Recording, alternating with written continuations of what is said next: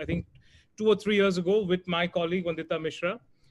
This time around, you'll have to suffer me as well as this incredibly vibrant and strong, very interested and intelligent audience. It's what really makes the Adda platform so unique, you know, is the audience that we get. So I think just to get started, and so this, you know, because the audience is one that will, I'm sure, dissect everything you say very closely. To help us dissect these answers, can you just start by clarifying, are we talking to Captain Amrinder Singh on his last year in active politics, or are you going to contest again next year? Well, look, I had said so before this election that this is going to be my last term, but it's not going to be my last term till I can get Punjab out of the woods, and I think it's my duty, and not only my duty, my love is my state. I resigned twice from Parliament to be with my state, and I have been now 52 years. This is my 52 years in politics, and I take, you know, a lot of interest in doing what I can to pull us out of this mess, whether it's industrial mess or an agricultural mess or whatever mess it may be. I feel if I can even do a little bit, it's my contribution. So I intend to stay on, and I intend to fight it, and I intend to win it. That's wonderful to hear, and you know, you have a lot of fans also who are here, and I'm sure they'll be very happy to kind of hear that. Can we just, if I can just ask you, what made you change your mind, sort of to kind of stay on? I think, you know, when I came, we didn't have all the clear facts in front of us. For instance, our finances are in a terrible mess. The previous government, for instance, what Government of India should be contributing to us in the food bill, for instance, they added on 31,000 crores onto it, and our government, our previous government, instead of opposing it, accepted it as a loan. So, you know, my debt has been going up and up and up. That's one. Secondly, they had no industrial policy. There was nothing at all going. I have, in the last 2-3 years, brought in 71,000 crores of industry, which is not MOUs, but actually going on the ground. And that, I think, is important for us to see it through to the top, and that makes its contribution. Agriculture-wise, we've done a great job. This year has been a record harvest, wheat harvest, and a paddy harvest. Punjab has never had so much. So every way it seems to be working, but you need time. Everything needs time. And I need that time to be able to really say that I am now going to hang up my boots. And was Biden at all any inspiration? Somebody of a similar vintage taking as President of America? How old is Biden? I think he's 78, right, Vandita? Is he? I'm 1 year older than him. So I don't know. Captain Singh, maybe we can get on. I think you know, the biggest issue, the most newsy issue, obviously, is the changes in the farm law and the farm bill. You know, how do you see this playing out? Look, we have a system in Punjab which has worked for 100 years, which is the Artiya system. It's a system where the commission agents are there and the farmers are there. They have a relationship between them. And the farmer always goes to the Artiya when he's in the moment of crisis, and he takes whatever advance he wants to do, a wedding or somebody's ill or some other problems he has. So it's a system that's worked. Why are you messing around with this system, number one? Secondly, Punjab has contributed since 1967. We are 2%, and we contribute 40% to the nation's food pool. When you make laws, you must consult the people who are in this. Now, in this case, we were not consulted at all. Not that we would have agreed to what they wanted us to agree to, like they've done now. But we had a right to put our views there, and maybe they would have thought our views were correct. Now, here they go ahead and move three farm laws, and they have been totally rejected by everybody. In my house, I was the first to bring a bill, and it was for the first time unanimity amongst all parties, and we amended whatever the national bills were, and took it to the governor and gave it to him, sent it to the president for his assent. So my point is that there is a very heated feeling here. When you take the stakeholders into conference, you must take every stakeholder. I am the biggest producer and contributor to the food pool, and I'm not even in the discussion stage. I had to write to the Prime Minister that you are discussing an agriculture bill for us, for the country, and I am the one who contributes the maximum, and we've done it since 1967. And you are not even put us on as a member of the committee to discuss this issue. And I said, that's not on. And then by that time, they had a meeting and they decided on the policy. Then after the Prime Minister put Punjab on the board, there was no policy discussed. It was just some financial matter. And then they were told, now go back home, government's taken a decision. That's not the way you decide on such major issues. But Mr. Singh, you've described a situation that became the breeding ground for the agitation. But after that, things have moved. We have had 12 rounds of discussion between farmer unions and the center. We've had the January 26 violence and the setback it delivered to the movement. We now have a situation where the farmers' agitation is no longer in the headlines. The government is not thinking of or making any move to talk to them. The 18-month reprieve that was given by the government has been rejected by the farmers. So where do you see this going? Is there a middle path left anymore? Or is it going to be just back to repeal?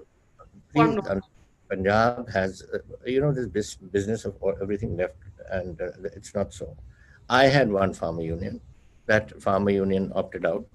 Then you have two farmers union, Rajewal and Lakhowal, who belongs to the Badal group. And then there are other groups from various parts, but basically Southern Punjab.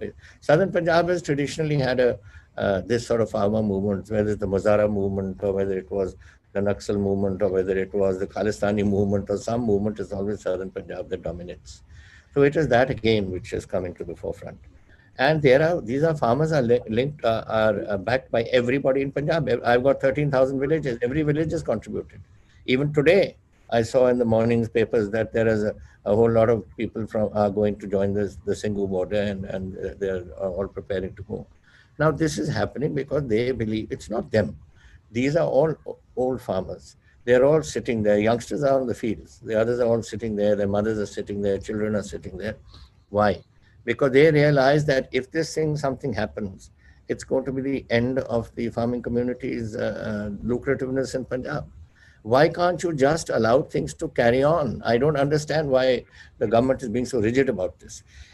You have amended the Constitution of India how many times? 111, 112, I don't know how many times. If you withdraw these bills once, sit with the farm community and talk to them and ask them, all right, here we withdraw this. Now please tell us, what do you want? What is wrong with this? And what do you want us to replace?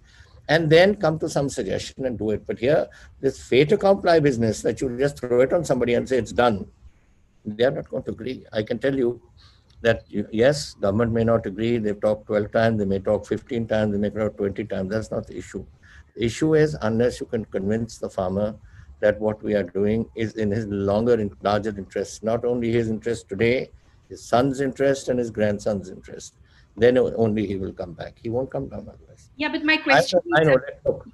You talk about this farmer. Who are the farmers? I've got 13,000 villages. I've got nearly 200,000 servicemen who are wearing uniforms. I've got people who are maybe even the same number who have retired from the army like myself and out in the civil world. They're also living in their villages.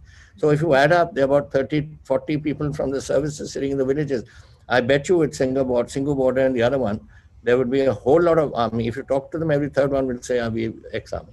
Yeah. So my point of saying this is it's not a Naxal movement as people make out. My soldiers are not Naxal. I'm not a Naxal. I mean, these are things that they can belong to any political ideology. But fact is that there are people who are looking to their future and to the future of their families, and they see a bleak future. That is why they're doing it. No, Mr. Singh, my question was, is a middle path still possible, or is it back to either repeal or else? Well, I have said this before, and I say it again, and the farmers didn't like it when I said it, but I say it again, that every battle, every war has to end in an agreement, whether it's the First World War which ended, whether the Second War ended, anything you have, disagreements eventually come, whether they're corporate disagreements or anywhere. So you have to sit down. You sit down and resolve it. And it is for the government to come to that because they are the ones who created the bill with an open mind. And I think if you sit with them again and continue and they get the impression that, yes, the government is being serious about it, I'm sure you'll find some solution. if I could ask one more question here.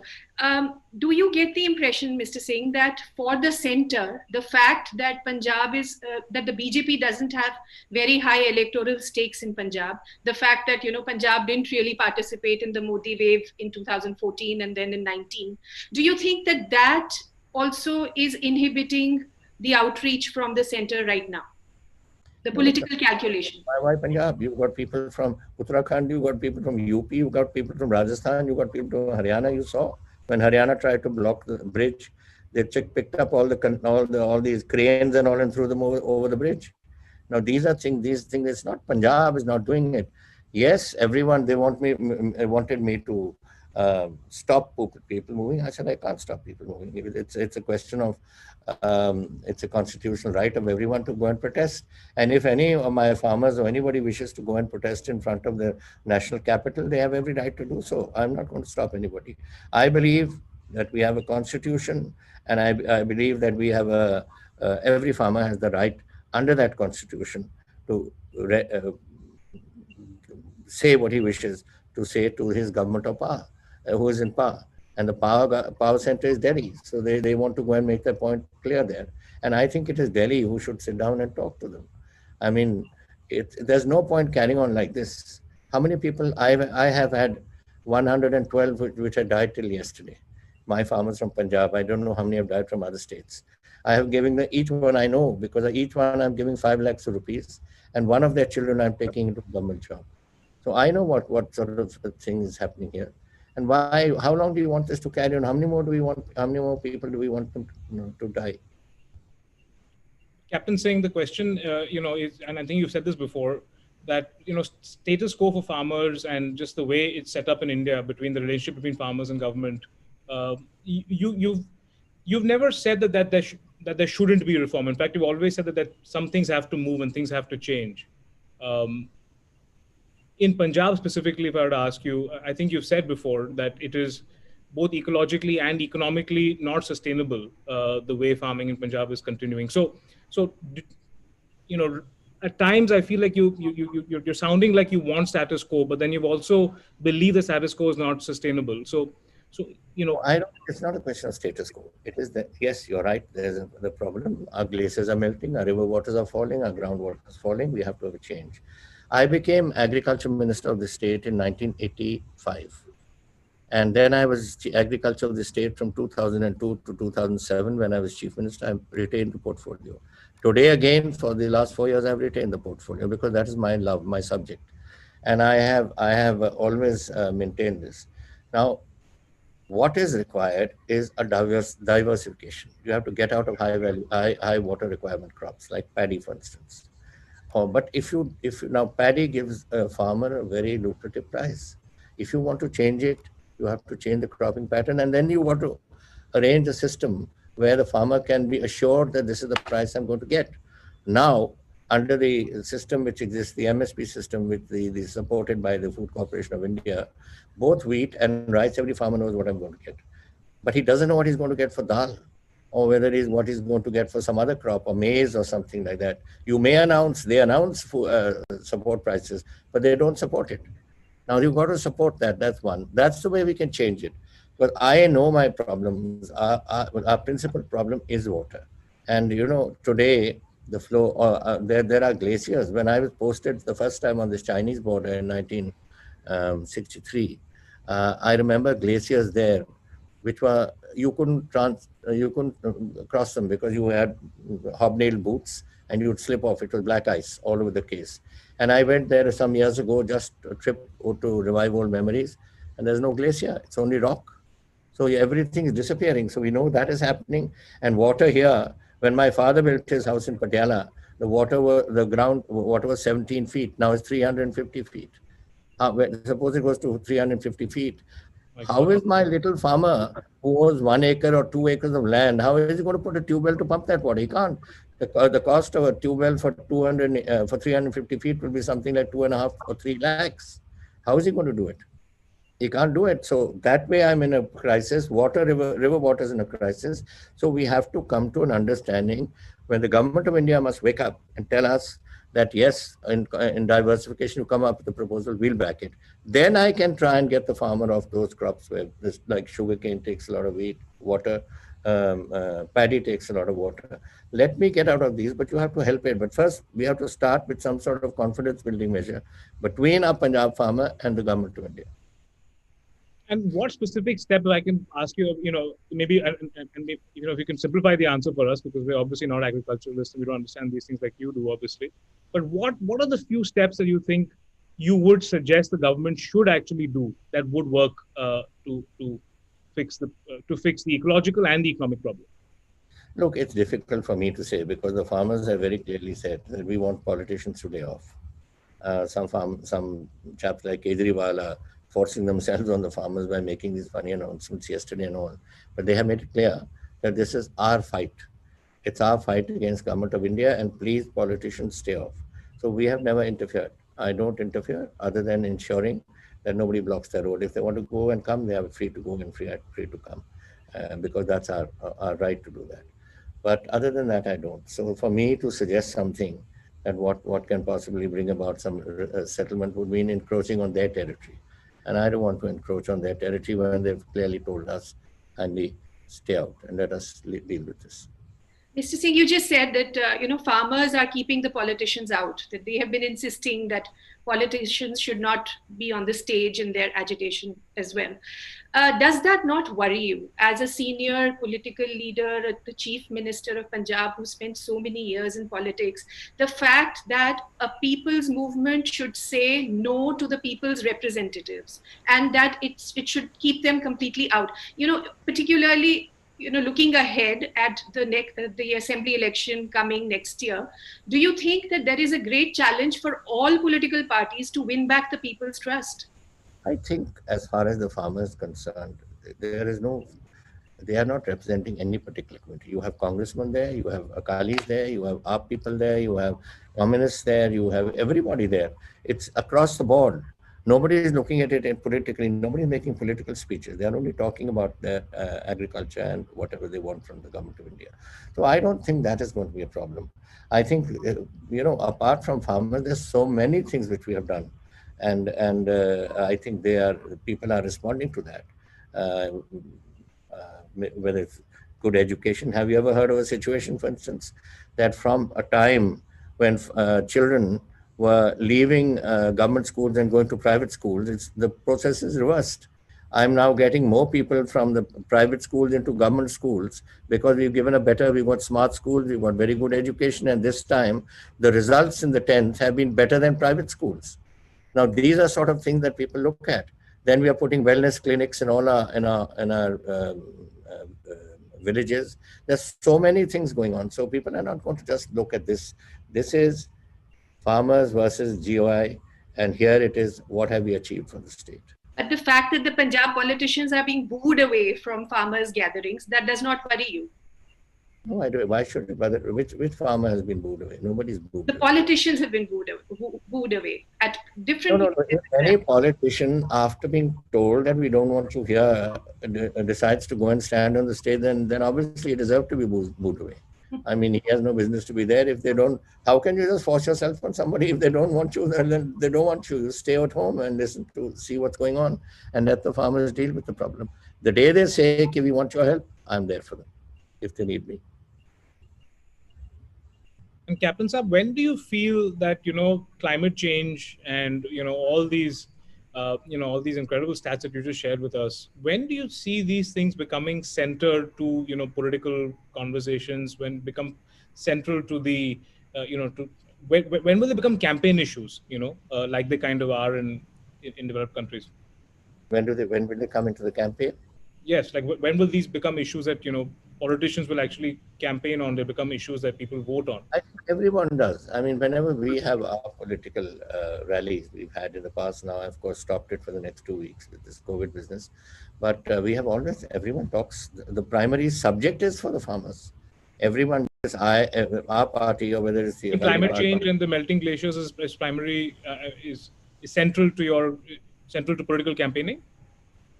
No, this is one of your main subjects. I mean, you've got 200 and something thousand people sitting there. and coming and going and coming and going. So this is something which is definitely going to be very much there. But then law and order also is a problem. That nobody seems to be worried about. I'm worried about it.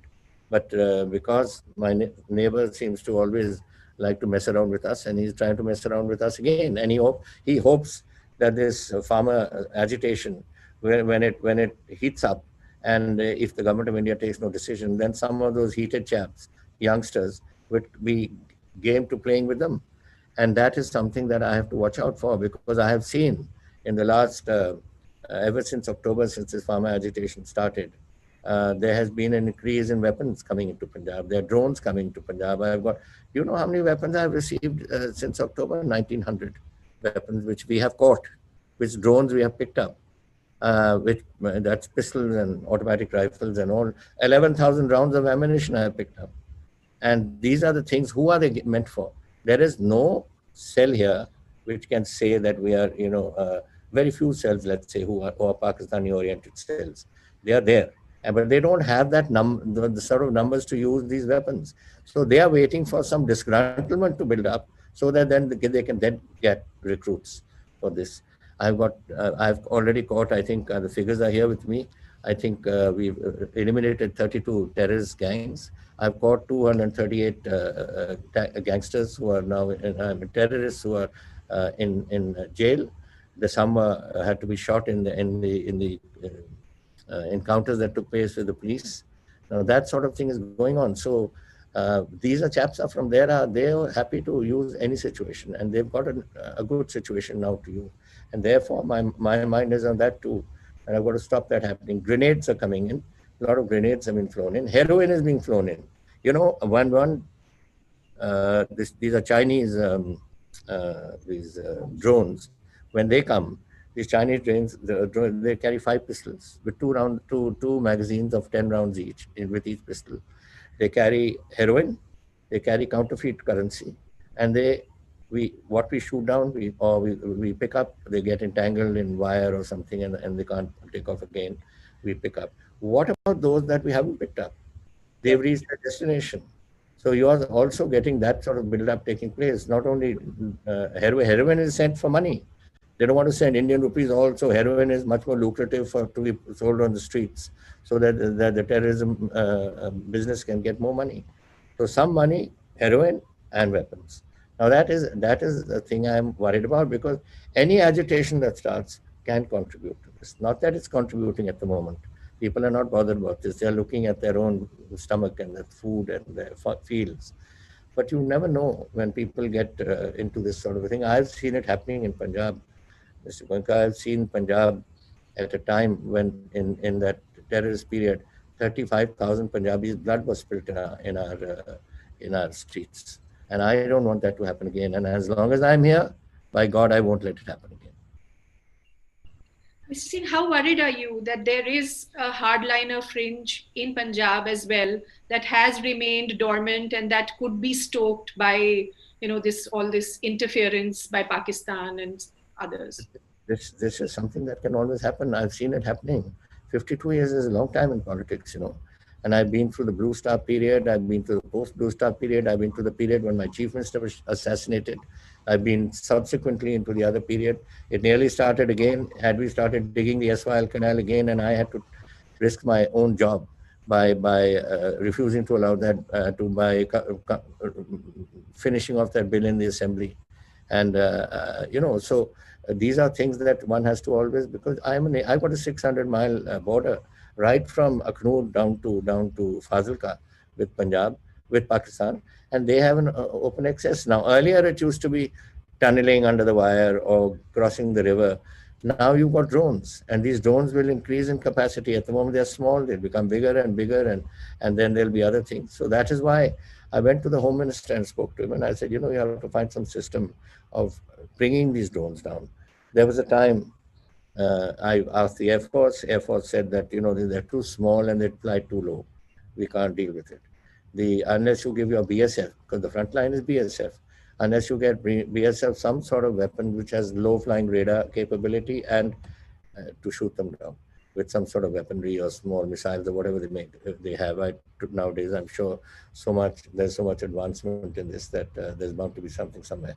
So that is what I've said to him. And this was just before this agitation was on. And he said he's looking at it. So I hope they're looking at it, because it's not only us, it's in Kashmir it's happening. A lot of the weapons I picked up in the Jammu, short of the Jammu in Pathankot region, were all destined for Kashmir. So what is your sense, Mr. Singh? How receptive is the center to these concerns that you are flagging?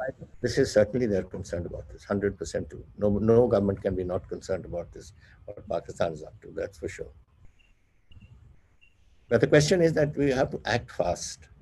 One way is diffuse the tension.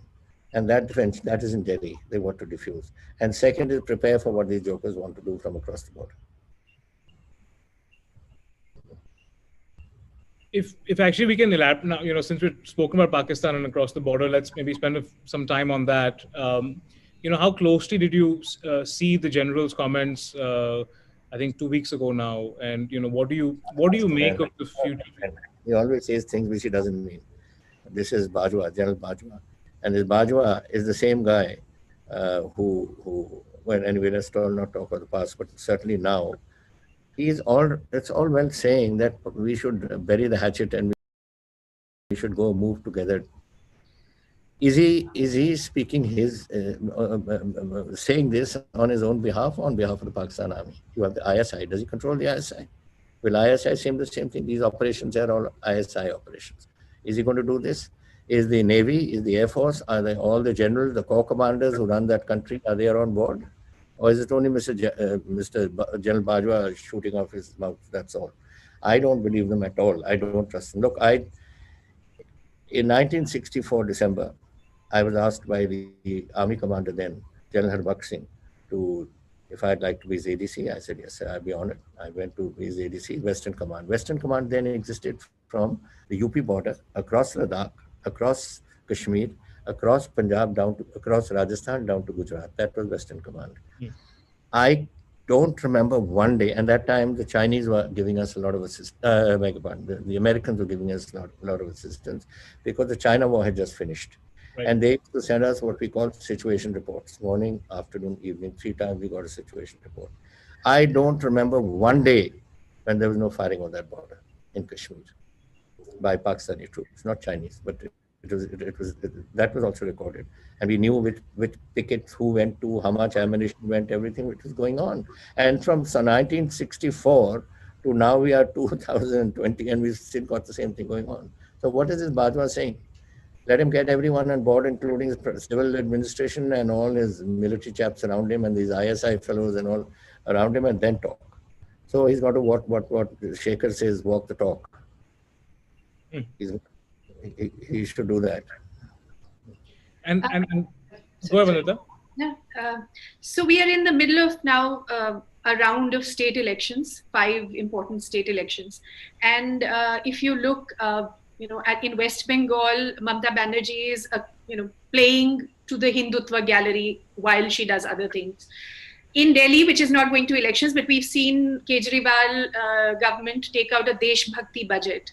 So on these 2 issues, the secularism and nationalism / patriotism, what do you subscribe to? There can be 2 arguments. One, that you have to play the BJP's game to win against the BJP. The other is that you refuse to play on the BJP's ground.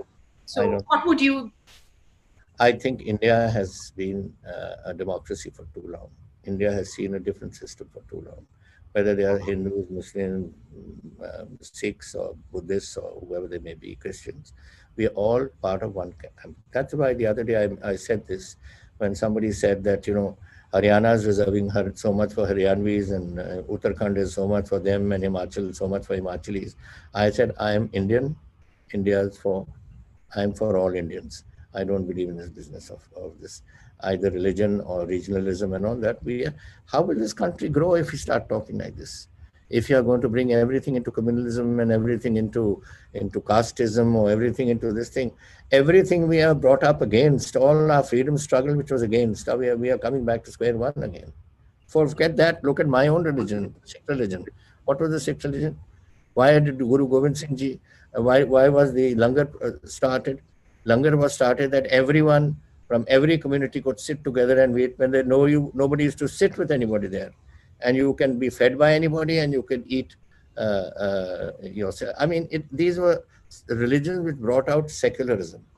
And that is our country. And if we don't believe in that, then this country won't have any future. If we are going to break us into little community and communal details, I'm not for it. And I don't believe that any chief minister should have the right to say that you can't come. I want to ask the Himachal chief minister, what right is he to stop a Punjabi from going to buy land there? Why is the Rajasthan people stopping people from buying there? We don't stop anyone. Anyone from any state can come. They can come from Kerala and come and buy land in Punjab. I have no problem. I don't know why. What is this business we are doing now? This is something we are totally isolating ourselves, and we are forgetting what India is supposed to be, a secular democracy. You know, your book on the 62 war, I believe, is recommended reading, across the world actually. And so you've studied, obviously, you're an incredible military historian. One of the things that I've actually gathered, in my sort of interactions with especially editors and journalists across the world, is that after World War II, the lesson of World War II is actually deeply ingrained in their DNA, which is to sort of fight on authoritarianism and this kind of the inherent conviction they have in democracy really comes from, I think, World War II. What lessons do you think India has taken from its wars? Our wars? From our wars. What cultural, political, social lessons? You're referring to the Monsoon War. That is about the 1965. Sorry. Monsoon War, it's called. It's about the 1965 operations. And that was written jointly by General Tejinder Shergill and myself. We were both postmates from the army and together, and we wrote it. He's retired and here with me.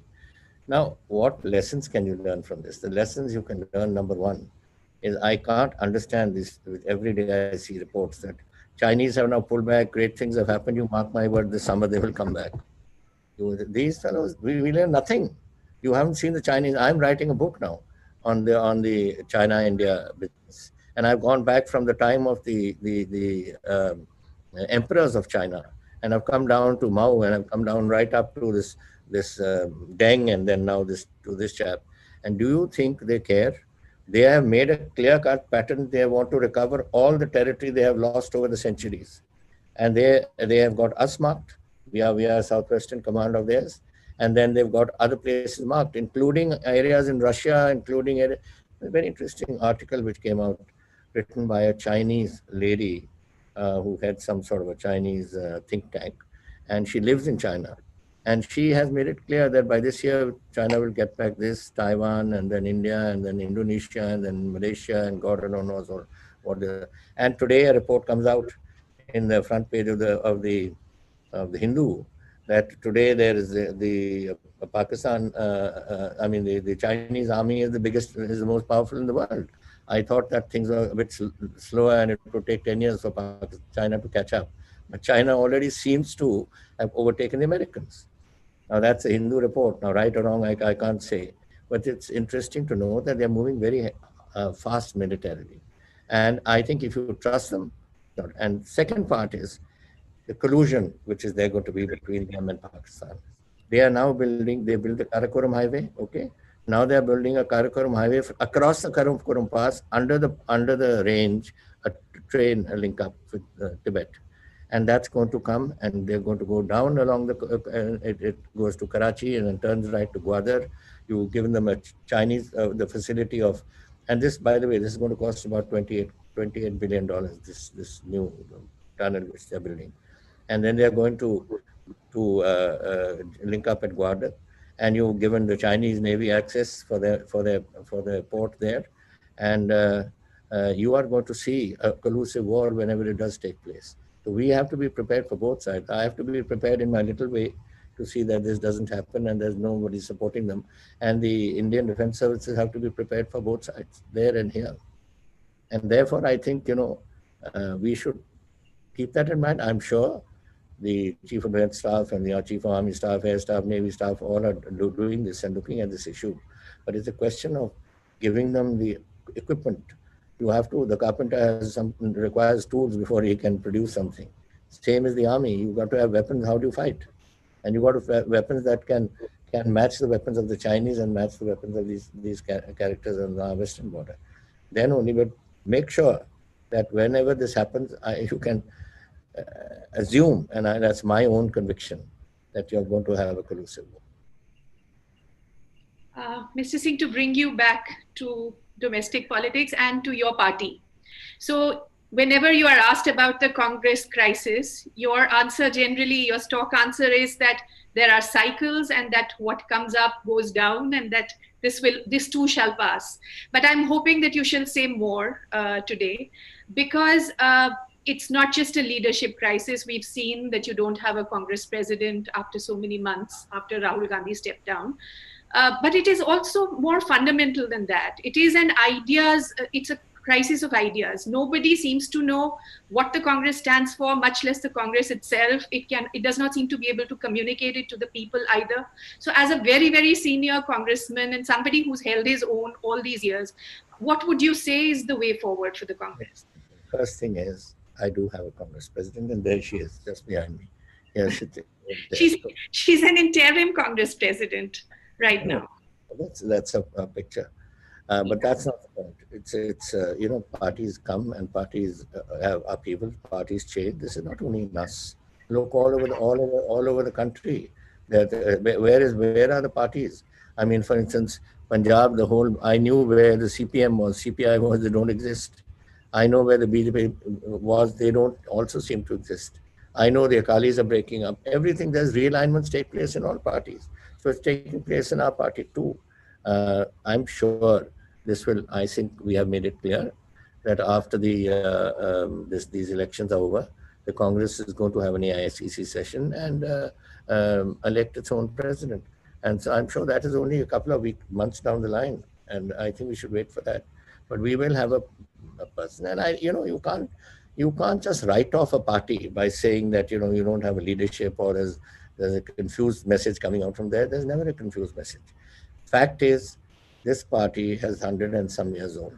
We have everybody, every village knows who a congressman is. I can tell you, name me any village in Punjab which doesn't have a Congress group. There's not there. And I'm sure this is the state, because this is the freedom party that brought freedom to India. And it's something that people remember. Okay, people come now, the Hindutva wave is on, they wanted to build the mandir and that sort of thing. So people may shift here and somebody may do something else in some other state. Finally, the Congress party is there. And if there's any secular face of this in this country, it is the Congress party. Would you not agree that much of the Modi BJP success is built on Congress failures? That on most crises, the fact is that they can simply point to the Congress and say the Congress did this before us. Whether it's secularism or it's liberalism, all the crisis of the big principles is they can just turn back and say the Congress did it first. Congress did what first? The corruption scandals, the compromises with secularism. The country has not got corruption scandals. We are dealing with it. I've got here is my book where I just now, 4 years of our finishing, 4 years of our performance in Punjab. And corruption is one of the major things we've dealt with in this. I mean, these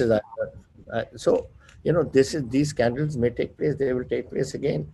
If the BJP is not out, somebody will pull out a scandal of theirs. This is going to happen. This happens in which country doesn't happen? But Mr. Singh, it's not just... You have it in England, you have it in all over the world, you have it. These scandals are there, you'll deal with them. No, it's not just the big corruption scandals. It's also the everyday smaller failure to stand up for principles of free speech, for instance. All the draconian laws were brought in by the Congress, which are now being weaponized by the BJP. Whether it's UAPA or it's, sedition. Well, whatever the laws sometimes wrong laws are brought. I think Rahul himself has said that the emergency was a mistake. He said so publicly. Now you can introspect and you can find out that things are right or wrong or whatever it is that happens. But don't think that this doesn't happen in our country, or by the BJP being there, everything's going to disappear. Nothing's going to disappear. It is going to be there, and it is going to carry on, and we'll have to just, any government that comes in will have to face these issues, because we are growing at a very fast rate. We are going to be 1.4 billion now. We've crossed, and we are going to carry on, and this is going to add to our problems. I was going to just mention something, but it's not that to mention. China is much less than us, and we are overtaking them also.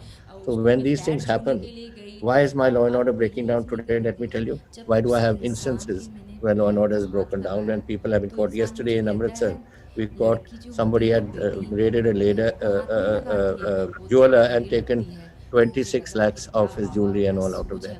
Because again, there is no money. The farmers short of money. The industry has not really taken off the way it would be. We've had 1 year of COVID. People didn't have money. So these are things which this is going to happen. Then we deal with it, and we've dealt with it. We've caught the fellows. We caught those guys. We caught another 2 who committed a murder, and we caught them in the first go. So we are working very fast on these things. So these things happen. I don't look at these as a problem that can't be resolved. I think anything, whether it is corruption or whether it is any sort of wrong policy, policies change. You can't have static policies. A policy made in 1947 may be outdated in 2020. You've got to find a new policy, and you've got to frame it again, and you've got to come up. This is what I'm saying on agriculture policies too. They've made a policy which they think is workable, but it's not workable. Therefore, change it. And therefore, if you want to have another amendment in the Constitution, then bring it to the amendment, and let's amend the Constitution and sit down and make it. So policies keep coming and policies keep changing. And I think, why has the Constitution been changed 111 or 12 times? There has to be a reason for it. Because times change, and with time changes, the situation changes, and the requirements are different. Why has the Constitution been changed 111 but Captain Saab, you have always been, very strong supporters of the Gandhi family. I remember, I think, you said that, Sonia Gandhi, Rahul Gandhi should be vice president. At that time, you were sort of very vocally supporting the Gandhi family's leadership of the Congress. Sonia Gandhi, are you still just as supportive? And as you still have that conviction, vocally supporting the Gandhi family's leadership of the Congress. Look, I have known Rajiv Gandhi. We were just 1 year difference in school. Just as supportive, and he came to school. You still have that conviction, and I have known him since. A gentleman, I have a person. We were just 1 year. Times have passed. Then Mrs. Gandhi has been an excellent president for me. People may say, and not for me, for the country. People may say anything, but I've seen her working. She's very perceptive. She's excellent in what she's doing. And now generations change, time changes. Give a person a chance. You just start attacking Rahul Gandhi for whatever he's saying, or Priyanka Ji. And I know them both very well. And they're both very presentable, young, perceptive leaders to be. Give somebody a chance, for God's sake. The trouble is that everyone wants to think that Indira Ji with so many years experience is going to come and sit in the chair tomorrow, or Pandit Ji with so many years experience will come, or even Vajpayee Ji, who I found was a very fine Prime Minister. I was Chief Minister when he was Prime Minister, and I know how he dealt with him. And he used to come and he can come and sit. You have Shastri Ji, very fine leaders. So everyone needs time to grow into a position. Mrs. Gandhi now is there. A very fine person. She wants to hand over to somebody else. So she wants it to be done. Let the AICC decide. And I hope that Rahul will agree. And I also hope that Priyanka Ji will carry on, because she's very, very fine lady and a very perceptive lady. And I've known them since they were little children. I've seen them grow. And it's for me, I think I would be very happy to see the nation in their hands. Mr. Singh, the Modi-led BJP is a particularly formidable opponent. So to fight the Modi BJP, what are the 1 or 2 or 3 things that you think the Congress has to do, which it has not done before? Particularly formidable opponent. The thing is, when you have a communal way policy, which is there, so there's nothing to talk. Nobody looks then. Then it's a question of everyone turns to religion. India is a which responds very much to this country, which is there. And I think here, when you have got the mandir built, everybody is looking in that direction. So today, India is not looking in the secular frame. I hope it will start the secular frame. At the moment, it's looking that way. But the time will come and change. I think everyone comes and goes. I mean, I've seen it happening here. Akali Dal, there used to be Khalistan movement here. Where is the Khalistan movement? Finished. I think everyone. And these are things that happen. They happen and go. And I hope that this issue will also, because it's not that I don't want mandirs built or gurdwaras built or mosques built or churches built. I want everyone to build them. That's a private business. I don't want it to be used politically. And that is why I'm saying that I am not I believe in total secularism. I am an old soldier. We all believe, none of us knew. Do you know that when it's not that we were ignorant, but when I was in the army as a young officer, I knew the name of my president and prime minister and defense minister, and that was it. I didn't know anything else because we were not looking at that. It was our own little world in the army which we looked at, and our own family, which was our regiment, and that sort of thing that we worked in. So that is the way I want India. I want India to be a secular India. I don't want India to be a communist. You mentioned the Khalistan movement that did go away, and that the politics triumphed over it, but a lot of political effort went into that happening.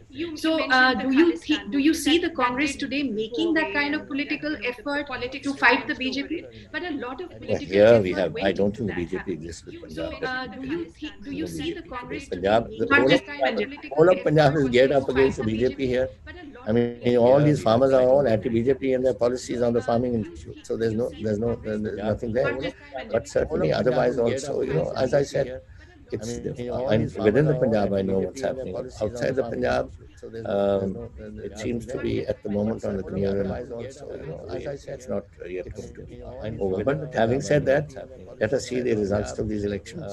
Because I was only day before yesterday talking to Prashantha. He's very confident of Bengal.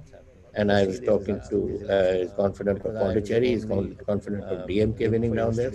So things are changing. You want to change, here's a change coming. That you're fighting a force which is relying on communism, and then the country is going the other way. That's, I think, a good change. Here's a change coming. You mentioned Prashant Kishore. Why does a politician like Amrinder Singh or a politician like Mamata Banerjee need a Prashant Kishore? Why does Biden need it? Why did Johnson need it? Why did Macron need it? Why did Merkel need it? They all have, you have political, campaign strategists with every party. Why did Clinton need it? Why did Nixon need it? Everyone had campaign strategists. So he's a campaign strategist. Let him carry on. He's doing a good job for us last time. I bet you he's going to do a good job for us. Why did Nixon need it? Everyone had Prashantha, before we open to the audience, and there's a lot of audience and a lot of people who I'm sure you want to also hear from. I just wanted to spend a minute on the drug situation in Punjab. And I've witnessed myself just how horrible the situation was. I just wanted to spend a minute on it was actually we've done a lot of reports on just how terrible the rehabilitation centers also were. We investigated, we found syringes in rehabilitation centers.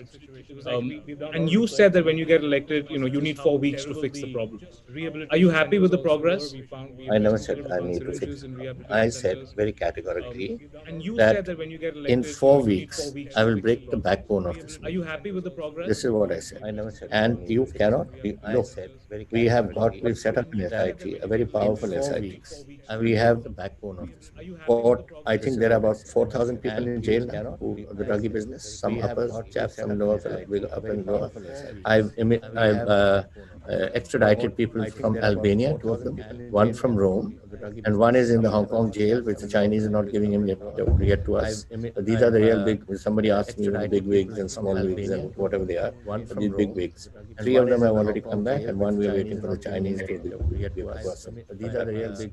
Other than that, we have broken the back here. There is nothing happening now. If you ask me, drugs are whether they are on the market, of course they are on the market. Where are they coming from? Other than that, drugs are coming. The Indian Army is occupying one of the most strategic locations called Uri. Uri is one of the ingress points for drugs. Then you have got drugs coming from Nepal. I've got drugs coming from this Kandla port. A whole lot, 750 kilos worth thousands of crores we got. We and the BSF coming from Kandla. So they are coming from all. Delhi is one of your biggest hubs. They come from Delhi also. And this is what's happening all over, that it's coming. So we fight it, we try to hold it, we are in touch with all the states. I've tried to bring all the states together to let us sit down and fight this battle together. Unfortunately, when the 4 chief ministers met, 5 chief ministers, after that, COVID came and everything came to a standstill. This was March last year.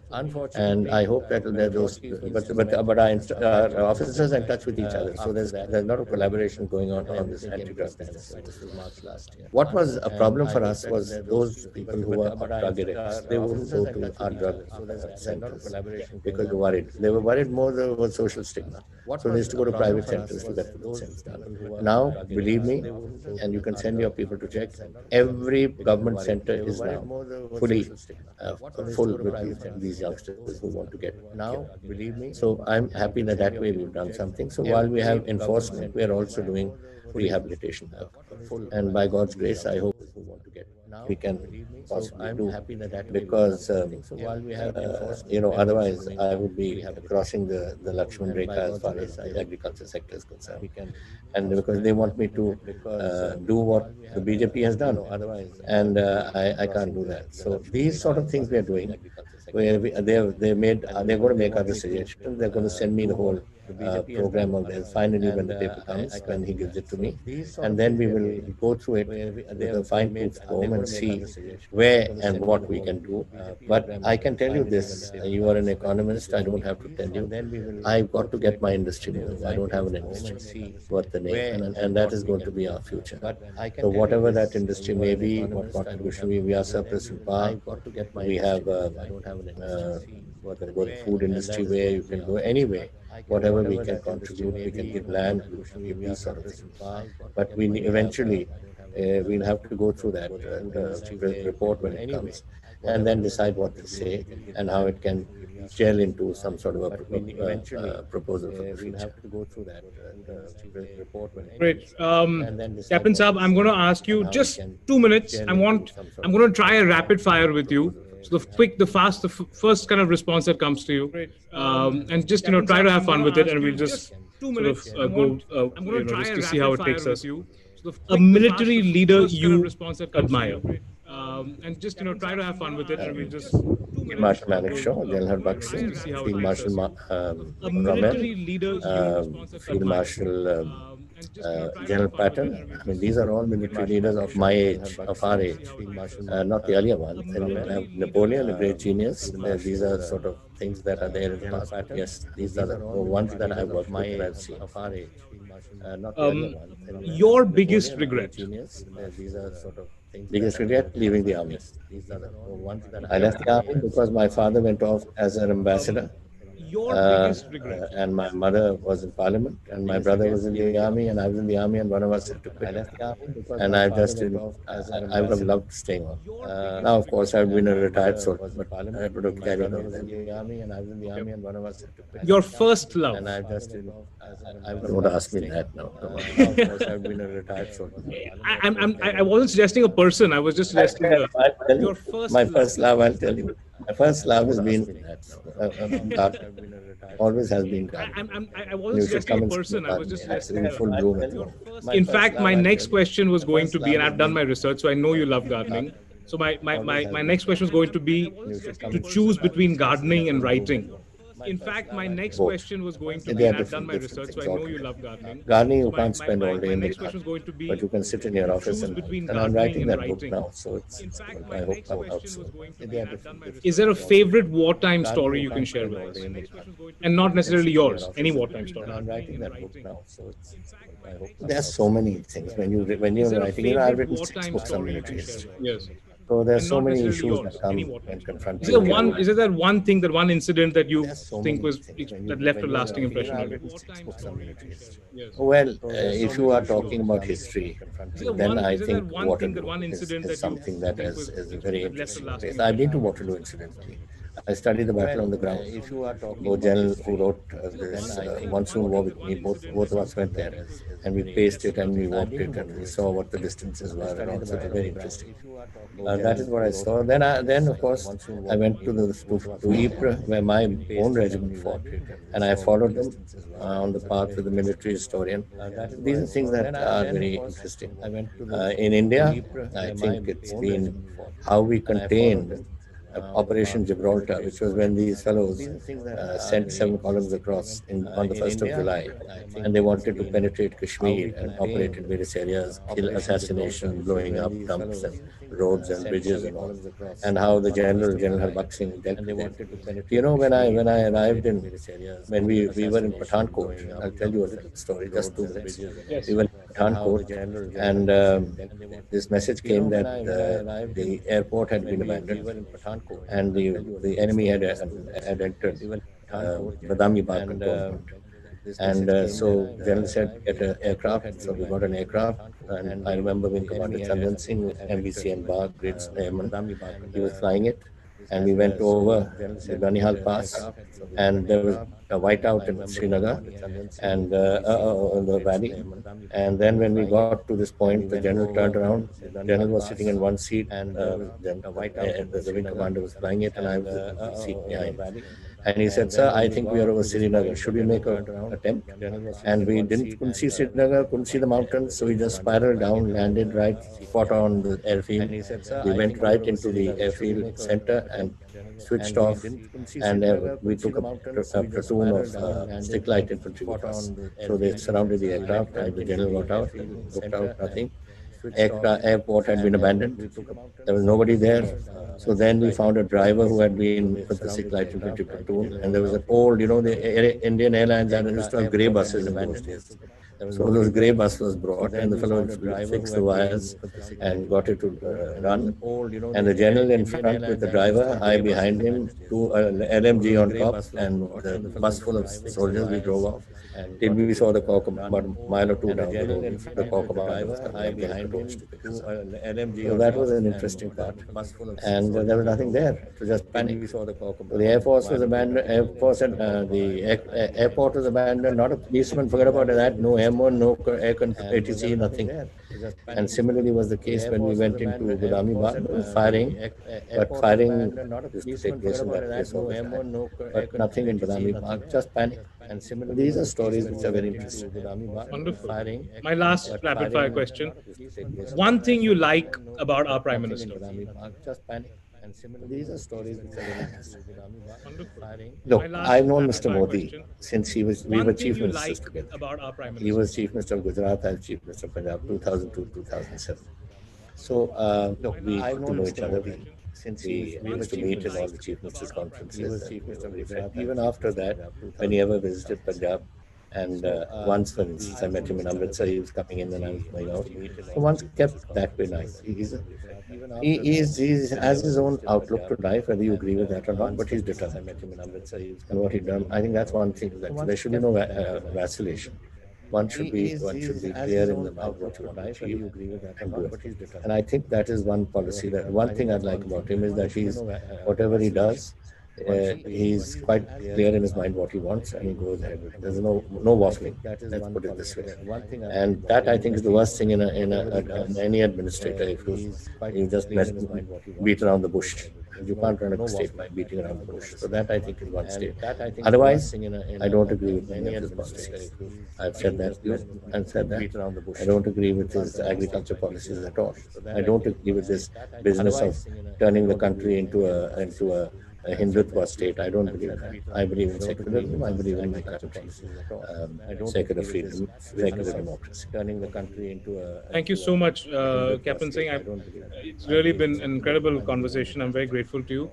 Thank you to our sponsors, PCL Housing, the presenting partner. Thank you to MIDC, Sonalika, Surya, and Experion.